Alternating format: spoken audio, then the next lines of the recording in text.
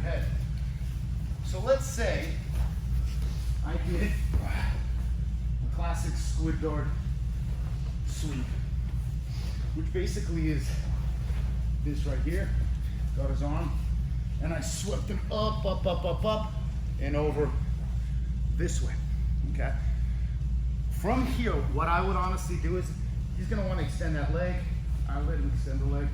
I'd step over, and I'd get here, and I'd go to the north-south matrix. From here, you have Kimuras, standing stuff, head scissors, and all that stuff. I'm gonna take my right lapel, okay? All right, I'm gonna feed it to my left hand. Well, walk your feet, look the other way, okay? So I got here, it's a Kimura grip, okay? They're gonna be defending, because if they're not defending, then you just take the Kimura, okay? So from here, they're defending, I keep the pressure. I take my right lapel, bend it through, and I block right here. Typically, I would begin to step over this way, but Phil had my leg with his bottom hand, because he knows I want to step over. So basically what I did was that I went here, okay? And I just turned it this way as I went right here. The arm raiser, he'll defend it, and now I have it locked in just from the opposite way.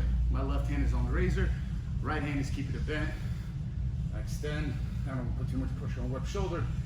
Here, got the head of the arm, move it away, and finish. Okay. The difference between this is because conventionally, what I was doing is I would feed it this way, but then I would be here, and then I'd switch arms this way here, because this is kind of like a reverse Kimura grip, and then I'd feed my left lapel to my right hand as I'd go 1, 2, 3 here. So I'd still go for the arm. Ideally, I want my feet to kind of separate his arms as I'm pulling this arm, and then I'd get readjusted into my position here. And you see I'm tightening it every time I sit up. And here, I'm not really pulling. I sometimes grab the sleeve to push to keep it even more hooked. But the more tension you put on, the more they're gonna defend with 2 arms, because they don't want the arm to extend. Because here, if he lets go, it just literally extends. So their forearm is gonna be used up. I have my right arm, my arm replacement, and a free arm. This is the beauty about the arm raiser, because I can keep this bent, I can separate, I can keep extending my hips and rolling to my lower back. I sit up, tightness, bring it to my hip, and my hips engage as I'm rolling to my lower back. As my legs open up, so I control the rotation of his head. This is very important, because in order for the bottom person to start creating these balances with their legs, they gotta be able to turn their head. He's not gonna be able to turn into me because his head's faced away. As I hip into it here, I'm keeping it bent, and I shrug up and look up, it tightens the left lapel. I grab this, the head of the arm. I go away here, and I finish. So what you guys are just gonna do is just gonna do first the standard. I can trap it here, it doesn't matter, okay? You land it here for a Kimura, okay? You're trying to get the Kimura, it's tight. You're gonna create a little bit of slack here. Your right hand is gonna go underneath, and your left hand is gonna pull out your lapel, your left lapel. You're gonna feed it here, and you're gonna pull it through, and you're gonna keep it bent. From here, it's just a conventional arm lock setup. You're gonna step deep with that left foot, and I'm just gonna sit like on his head as my right leg straightened. My legs go over his body, and I'm gonna start tilting, rocking, and locking my feet. Tilting, rocking, and locking. Okay, we're all rhyming.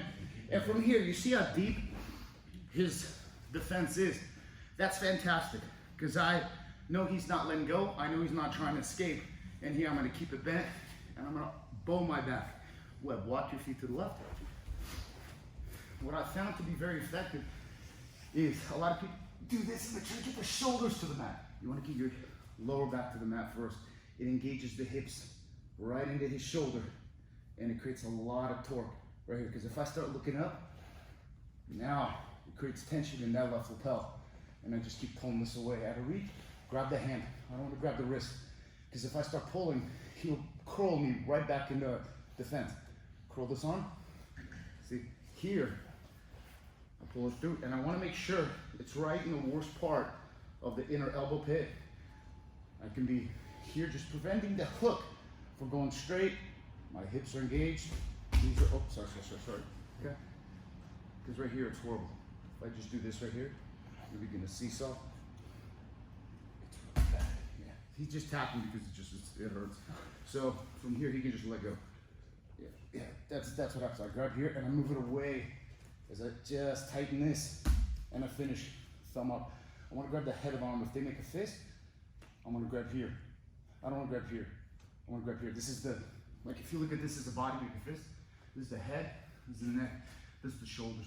I don't want to grab here, it's super strong. I want to grab here, because the last one is defending here, okay?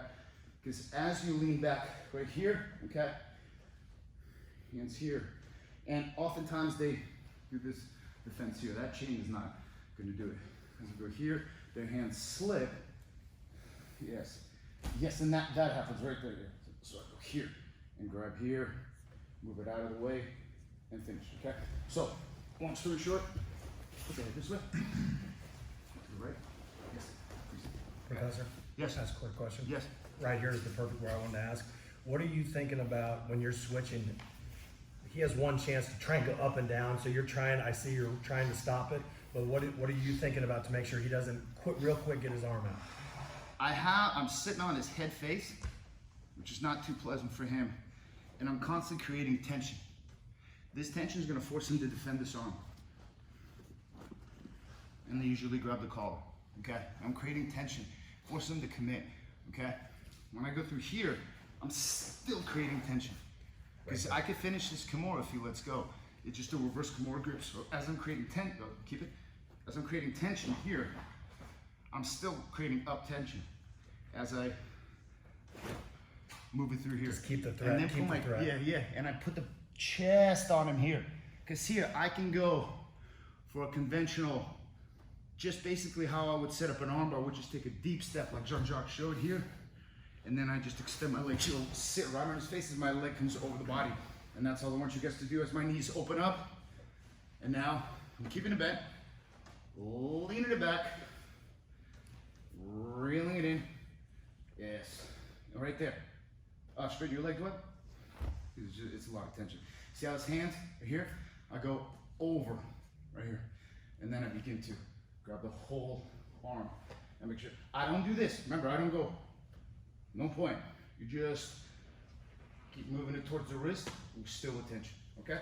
So just try that, guys, and we'll see how far you get. Okay? 1, 2, 3.